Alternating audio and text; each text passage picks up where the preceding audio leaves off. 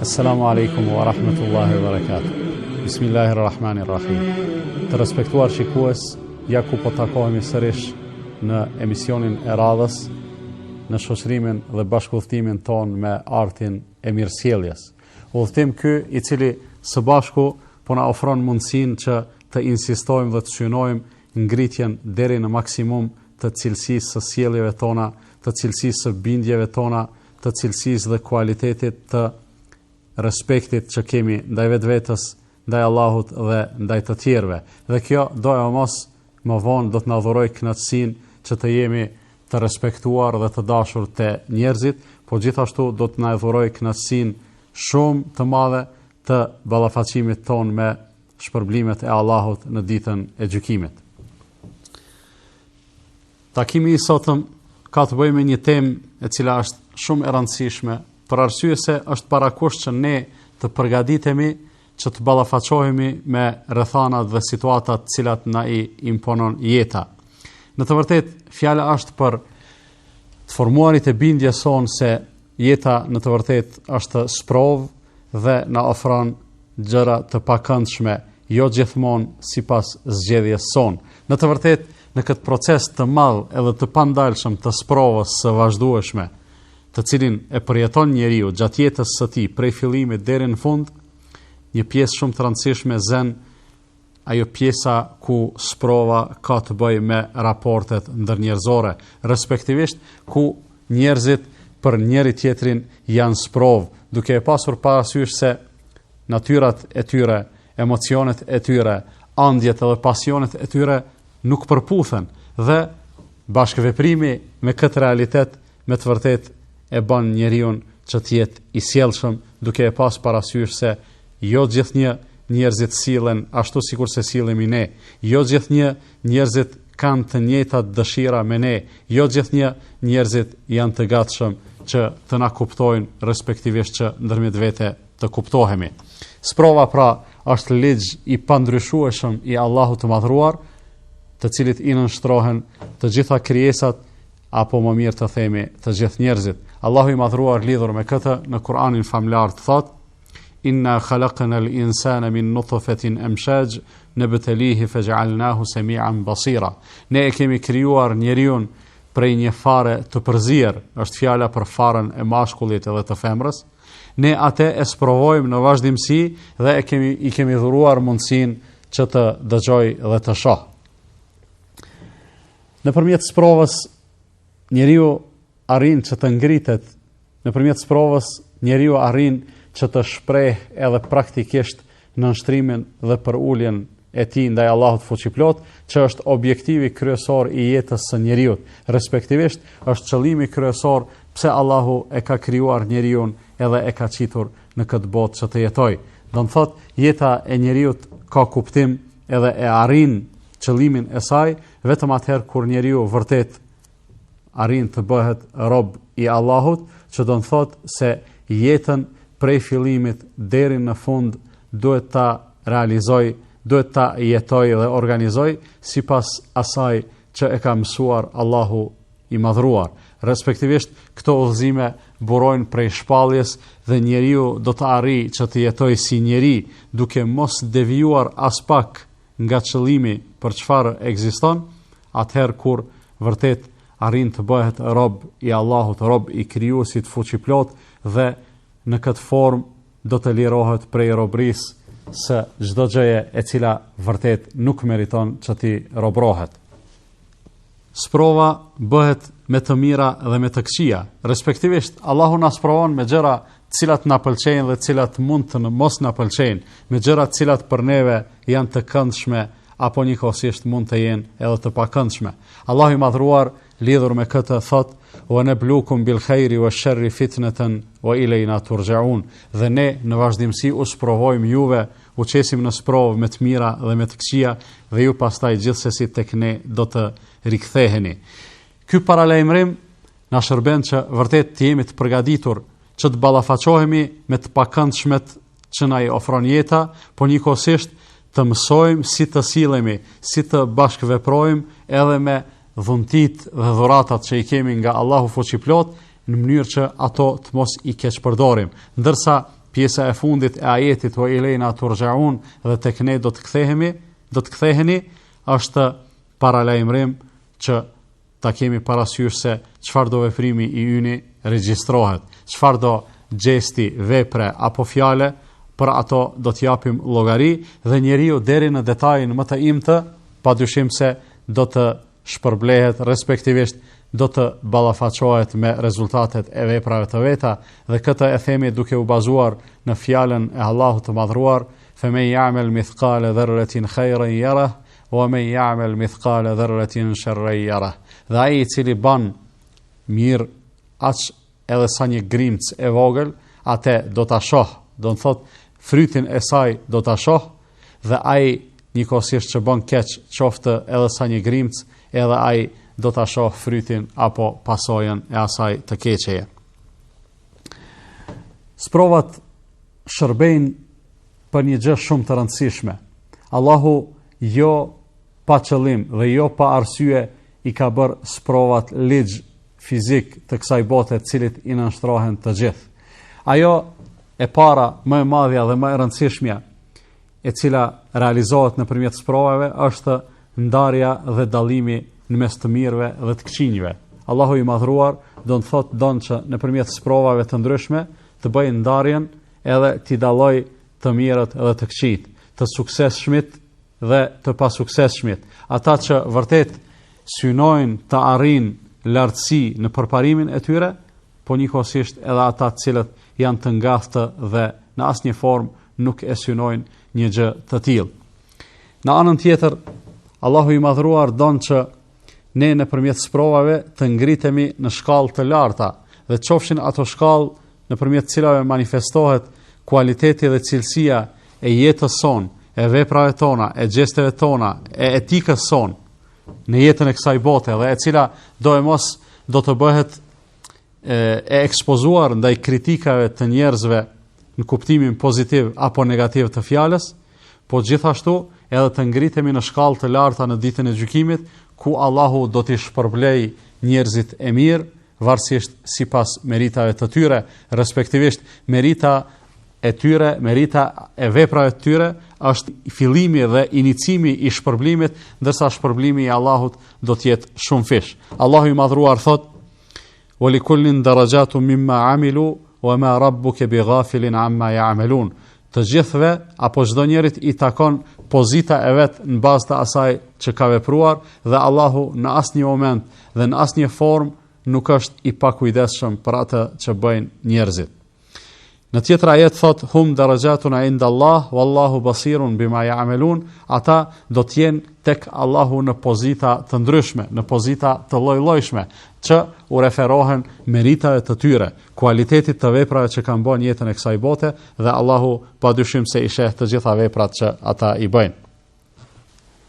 Një prej synimeve madhore të sprovave është edhe ngritja e vazhdueshme e kualitetit dhe cilësisë së veprave.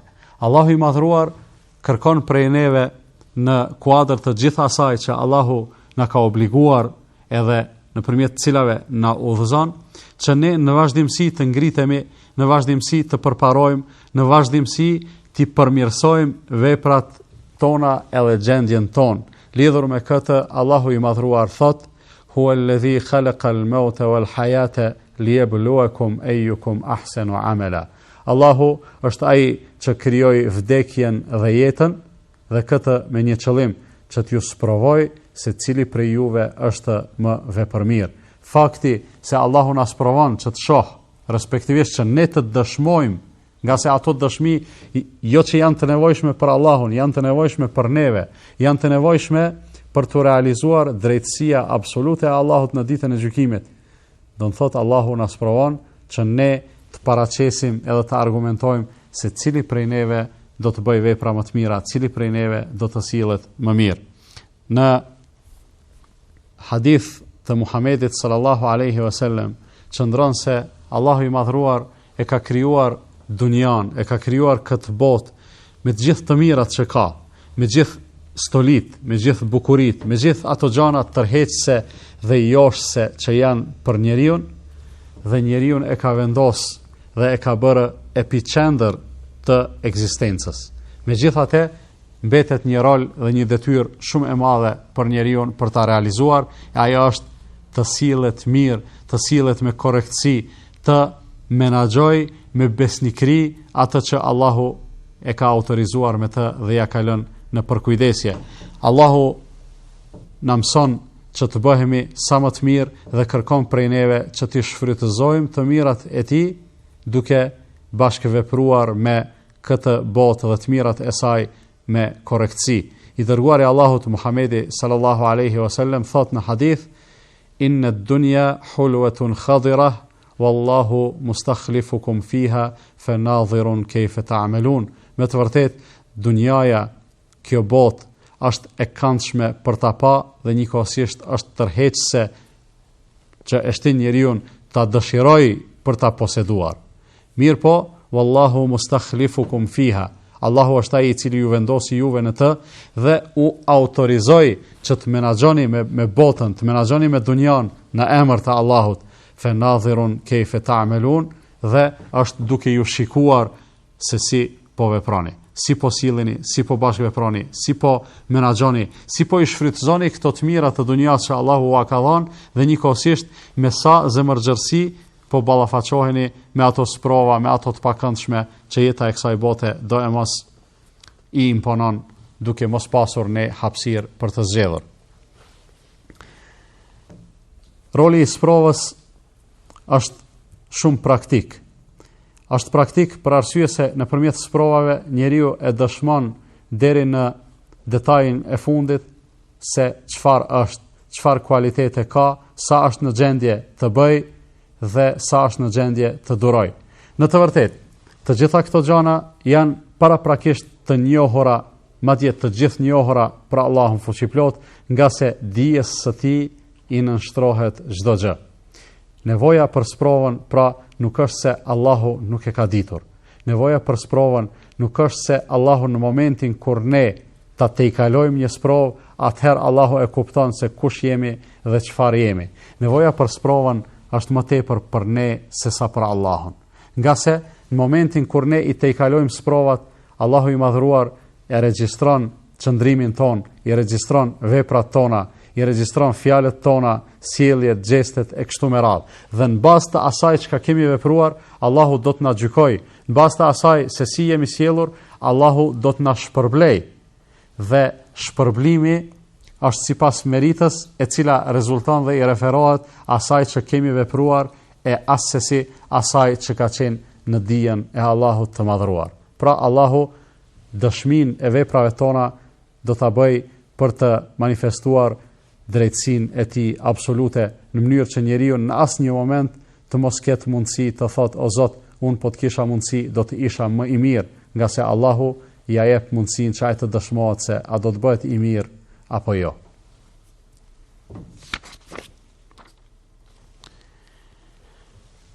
Një pjesë shumë e rëndësishme e procesit të sprovës është ajo për cilën ndoshta duhet të flasim sot, edhe duhet ta kuptojmë mirë në mënyrë që të parapërgatitemi për ato momente edhe për ato mësime që do t'i marrim në të ardhmen me lejen e Allahut fuqiplot.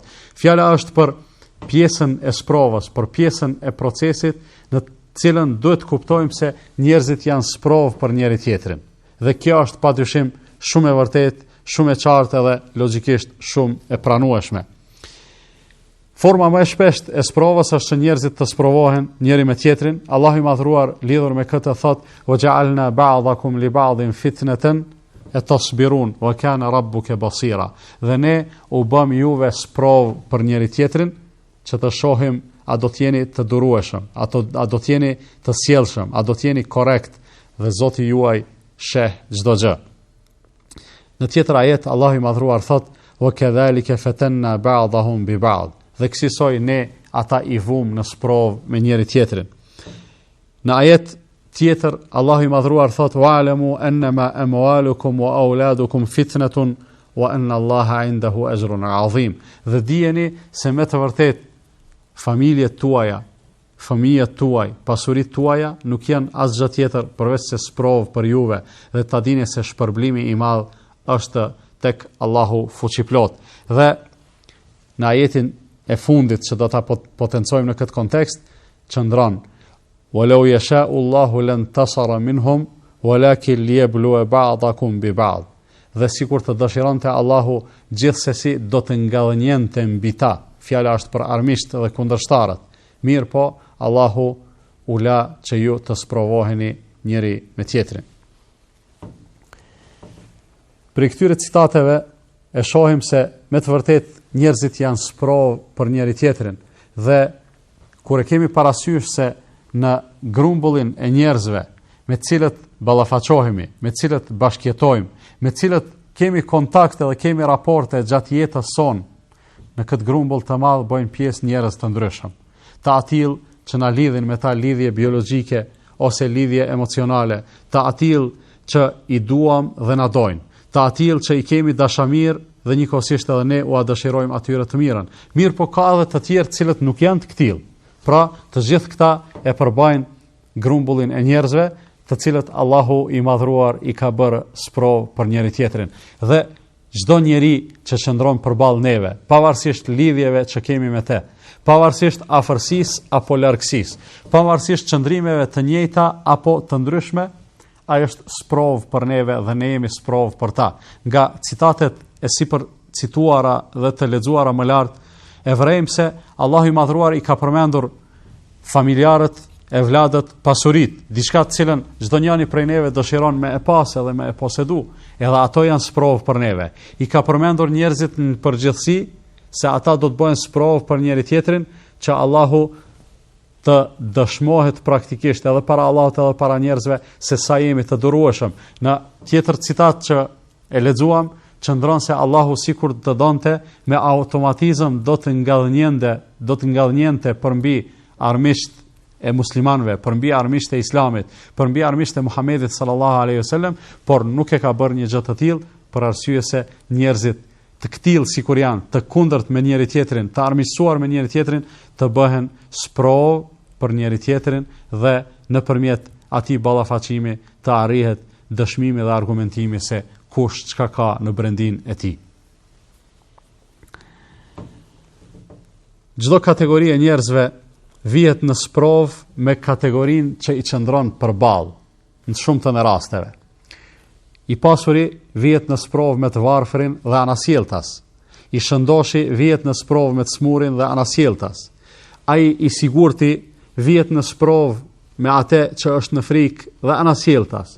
I fuqishmi me të dobtin e kështu me radhë. Madje edhe kur janë pyetje dallimi mes gjinive, bashkëshorti me bashkëshorten, apo mashkulli me femrën përgjithësi, apo lidhjet farefisnore, prindi me fëmijën dhe fëmija me prindin, i afërmi me të afërmin, vllai me vllajën e kështu me radhë. Të gjitha këto janë sprov për njëri tjetrin. Në të vërtetë, edhe vetë ardhja e Muhamedit sallallahu alaihi wasallam ka qenë një sprov për njerëzimin, por njëkohësisht edhe qëndrimi i njerëzve lidhur me thirrjen dhe misionin e tij ka qenë një sprov për te.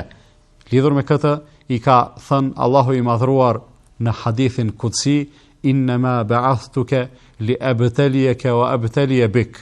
Të kam dërguar ty o Muhammed, të kam zgjedhur që të bësh i dërguari im, që të sprovoj ty, a do ta përmbushësh misionin si duhet, po njëkohësisht edhe njerëzit ti sprovoj me ty që të dëshmohet se a thua a ju përgjigjen asaj në çka ti i ftove, a të dëgjuan në atë që ti i urdhërove dhe i udhëzove apo jo. Nëse marrim shembull praktik dhe konkret, e marrim të shëndoshin dhe të sëmurin. Të dy ata janë sprov për njëri tjetrin.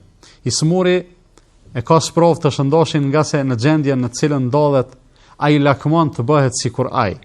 Ndërsa i shëndoshi e ka sprovë smurin në mënyrë që të vrehet edhe të dëshmoj ai praktikisht se apo u përmbahet udhëzimeve islame kur është në pyetje i smuri, a do të shkoj ta vizitoj, a do t'i ofroj ndonjë ndihmë, a do t'i ashtri dorën e ndihmesës edhe të përkrahjes. Dhe për fund ato të bëhet i vetëdijshëm se në çfarë përparësie është, sa i privilegjuar është, sa dhurat të madhe i ka dhënë atij Allahu i madhruar duke e begatuar me dhuntin e shëndetit. A do të jetë në gjendje që ai ta falenderoj Allahun duke qenë plotësisht i vetëdijshëm se sa mirë është të jesh i shëndosh. Kësi lloj shembuj kemi edhe tek i pasuri dhe i varfri. I pasuri është në begati të madhe, i varfri është në sprovë. Mirë po që të dytë Allahu i ka bërë sprovë për njëri tjetrin. Të pasurin e ka bërë sprovë për të varfrin, se ky a do të kërkoj prej të pasurit me mirësi, apo do të sillet keq ndaj tij duke e vjedhur, duke e dëmtuar apo kështu me radhë. Ndërsa të varfrin e ka bërë sprovë për të pasurin duke e lënë që të zgjedh, a do të bëhet solidar, human, bamirës ndaj tij, apo do t'ia kthej shpinën duke mos e lodhur mendjen se në çfarë gjendje dhe sa kanë nevojë njerëzit për ndihmën e tij.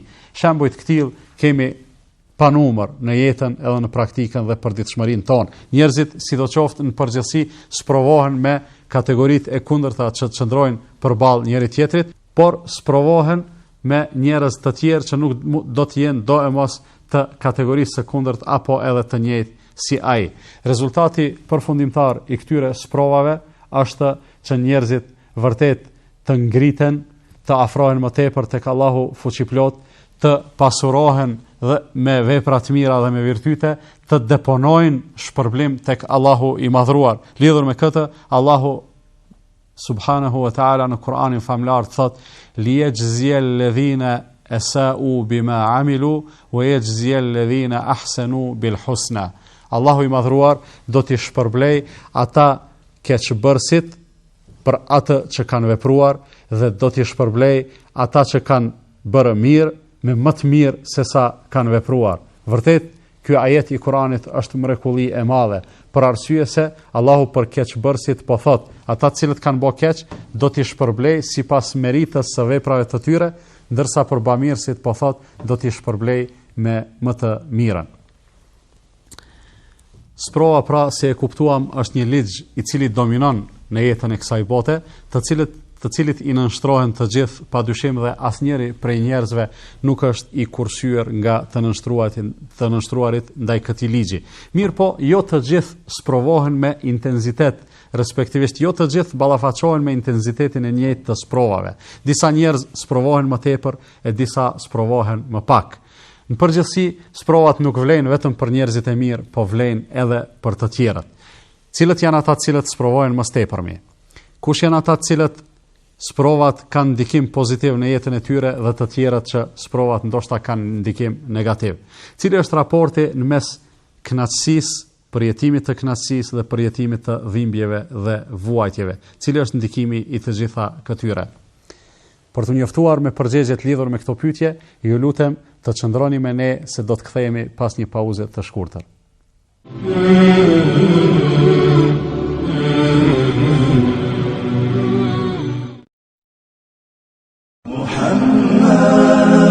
أشرف الأعراب والعجم خير من يمشي على قدمه باسط المعروف جامعة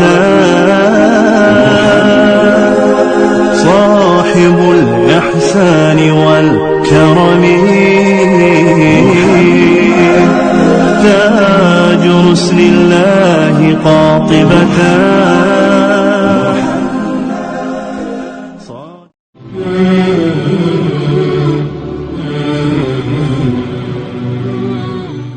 Të respektuar shikues, ja ku u kthyem sërish. Kuptuam prej minutave paraprake se vërtet sprova është një ligj i Allahut i cili mbretëron në jetën e kësaj bote dhe të cilit i nënshtrohen të gjithë njerëzit. Ajo që synohet të arrihet nëpërmjet sprovave, respektivisht nëpërmjet gatishmërisë son për të i kaluar në mënyrë sa më të mirë dhe sa më cilësore ato sprova, është se në këtë formë dallohen të mirët prej të këqinjve. Pastaj bëhet ngritja në pozitë dhe autoritet tek Allahu i madhruar dhe gjithashtu arrihet te përmirësimi deri në maksimum i mundshëm i cilësisë dhe kualitetit të veprave tona.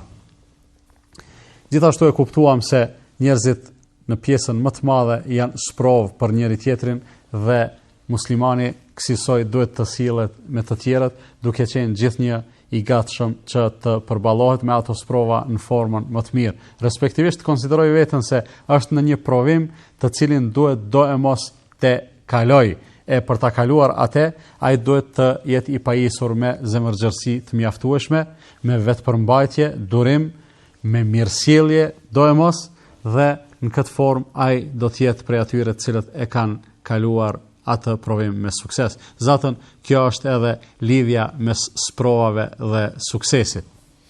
A janë të gjithë njerëzit të sprovuar dhe a janë të gjithë të sprovuar një lloj? Përgjigjja është jo. Dhe lidhur me këtë e kam pyetur Muhamedin sallallahu alaihi wasallam sipas transmetimit që vije i transmetuar deri te ne në mënyrë autentike, thotë sahabiu i njohur Xherir ibn Abdullah el-Bajali, e kam pyetur të dërguarin e Allahut Muhammedin sallallahu alaihi wasallam, cilët njerëz sprovohen më tepërmi dhe ai më është përgjigjur. Njerëzit që sprovohen më tepërmi janë të dërguarit e Allahut. Pastaj ata që i pasojnë ata në mirësi, cilësi dhe kualitet, e pastaj ata që vinë pas tyre e kështu me radhë. Dhe njeriu do të sprovohet aq sa e ka besimin e tij të fortë dhe të paluhatshëm. Kështu që sa më i fortë jetë besimi, aq më i madh do të jetë intensiteti i sprovave. Aq më i dobët që të jetë besimi, aq më të dobëta edhe aq më të pakta do të jenë sprovat, dhe thot sprovat nuk do ta lënë njeriu përderisa ai të mos ecë në tokë i pastër prej mëkateve, duke mos pas në veten e tij as edhe njollën më të vogël të mëkatit. Prej këtij hadithi kuptojmë se njerëzit më të zgjedhur dhe më të mirë që janë te Allahu i madhruar, e ata janë pejgamberët dhe të dërguarit e tij, ata sprovohen më tepërmi. E pastaj vijnë njerëzit tjerë që varësisht prej cilësisë dhe vlerës së tyre, ashtu shkon duke rate poshtë edhe intensiteti i sprovave me të cilat ata ballafaqohen. Kësaj njerëzit sa më të mirë që të jenë do të sprovohen më tepër dhe qëllimi i këtyre sprovave është ashtu sikurse ka thënë Muhamedi sallallahu alaihi wasallam, njeriu vazhdon të sprovohet derisa të mos vijë në një moment dhe në një gjendje që të ecë në tokë duke mos pas në personalitetin e tij, në karakterin e tij, në biografinë e tij, në regjistrin e tij, as edhe njollën më të vogël të mëkatit. Dhe kjo padyshim se është një fitore e madhe, e cila mund të arrihet vetëm nëse muslimani paraprakisht është i përgatitur se do të sprovohet, pastaj është i përgatitur me artin dhe mjeshtrinë si duhet të ballafaqohet me sprovat dhe ato t'i përballojë në mënyrën më të mirë. Për çfarë arsye sprovohen njerëzit e mirë? Njerëzit e mirë sprovohen për të ngritur shkallët e tyre, për të rritur shpërblimi i tyre. Pra, njeriu i cili fillimisht ka dëshmuar se është i mirë dhe duhet të klasifikohet si njeri i mirë, ai prap do të vazhdojë të sprovohet, për arsye se Allahu dëshiron që ai njeri të shpërblehet sa më tepër. Kësaj çdo sprovë që mund ta kemi, çdo të pakëndshme e cila mund të na godas, duhet ta përjetojmë vetëm si ofertë edhe mundësi që të fitojmë shpërblim tek Allahu i madhruar. Sprova dhe tejkalimi i saj është rruga më e mirë për të arritur deri te suksesi. Këtë e vrem edhe në jetën tonë të përditshme. Çdo sukses llogaritet nëpërmjet provimeve të ndryshme të cilave u nënshtrohen njerëzit. Për ta kryer një shkollë, fundi i suksesit është provimi, të cilin nëse nxënësi e kalon, atëherë mund të themi se atë shkollë e ka kryer me sukses. Dhe sa më e avancuar të jetë shkolla, respektivisht sa më i ngritur të jetë niveli i shkollimit, aq më të rënda do të bëhen edhe provimet. Kësaj nuk i kemi provimet e njëjta sikur në arsimin fillor, sikur në atë të mesëm, edhe në atë universitar. Për arsye se shkollimi universitar është një shkallë e lartë dhe edhe provimet për te janë shumë më të komplikuara dhe më të rënda. Kësaj njeriu në jetën e tij të kësaj bote, sa më shumë të kaloj distancë në afrimin e tij ka Allahu, në përmirësimin e bindjeve të tija, në përmirësimin e veprave dhe sjelljeve të tija, në përmirësimin e etikës së tij, ai prap do të sprovohet në mënyrë që ai të gëdhendet deri në maksimum dhe njëkohësisht të pastrohet në mënyrë paralele prej mëkateve, për arsye se çdo sprovë e ka efektin e vet. Efekti është pastrimi, është ngritja e pozitës dhe autoritetit tek Allahu, pastaj pastrimi dhe shlyerja e mëkateve derisa të vazhdojë njeriu të ecë në tokë, ashtu sikur se ka paralajmëruar Muhamedi sallallahu alaihi wasallam, të ecë në tokë duke mos pasur as edhe një jollën më të vogël të mëkatit. Nëse Allahu i madhruar fillimisht e di se çfarë do të jemi ne, pse ti sprovoj njerëzit e mirë? Përgjigjja është e njëjtë me atë që tham në fillim të emisionit. Allahu i di të gjithë se si do të bëheshin. I miri që do të bëhet i mirë dhe i keqi që do të bëhet i keq. Bamirësi që do të bëhet bamirës dhe kriminali kriminal. Megjithatë Allahu i sprovon për t'i gjykuar me të drejtë, edhe për t'i shpërblyer në mënyrë korrekte sipas asaj që kanë bërë dhe që kanë merituar. Edhe të mirët Allahu do t'i shpërblej sipas meritave dhe veprave e jo sipas dijes paraprake të tij. Ato të lihen njerëzit pa u sprovuar, a do të sprovohen të gjithë. Normal, asnjë njeri nuk do t'i shpëtojë sprovimit. Allahu i madhruar lidhur me këtë në fillimin e surës Ankebut thot: Elif lam mim ahasiba an-nasu an yutraku an yaqulu amanna wa hum la yuftanun. A llogaritin njerëzit që të lihen vetëm të thonë besuam e të mos sprovohen?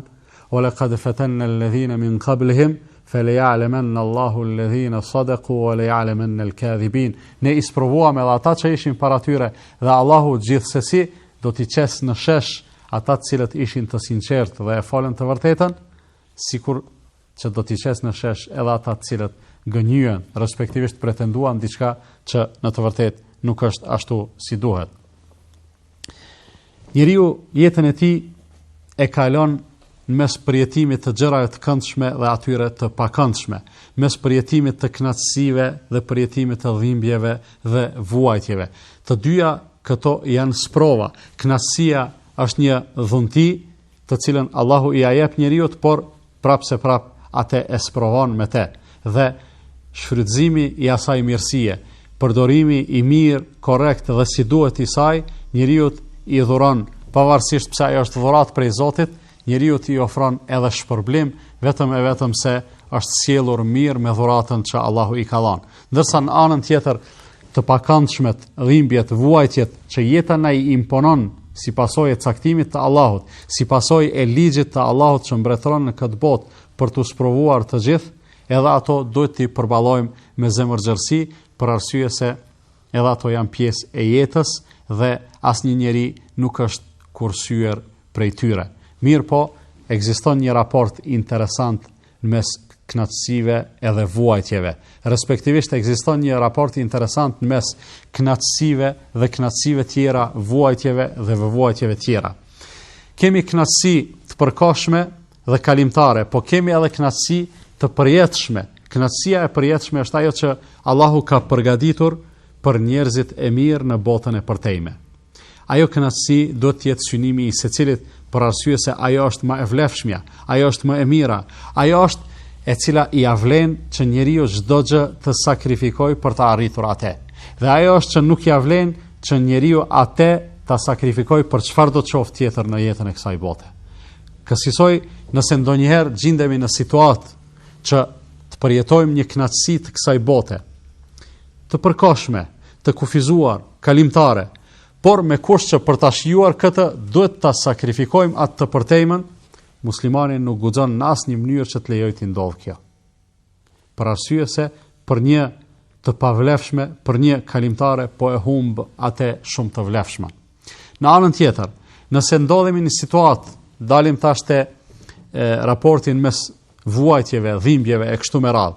Një dhimbje kalimtare është më e lehtë edhe më e mirë se sa vuajtja e përjetshme, të cilën Allahu gjithashtu e ka përgatitur në botën e përtejme për ata të cilët janë dhe mbesin të padëgjueshëm ndaj Allahut fuqiplot. Kësaj, nëse njeriu ballafaqohet me situatën, edhe përballet me dilemën, a thua të përjetoj një dhimbje të kësaj bote, por me të do të lirohem edhe do të kursehem prej vuajtjeve të përjetshme, atëherë s'ka dyshim se kjo është zgjedhja e vërtetë.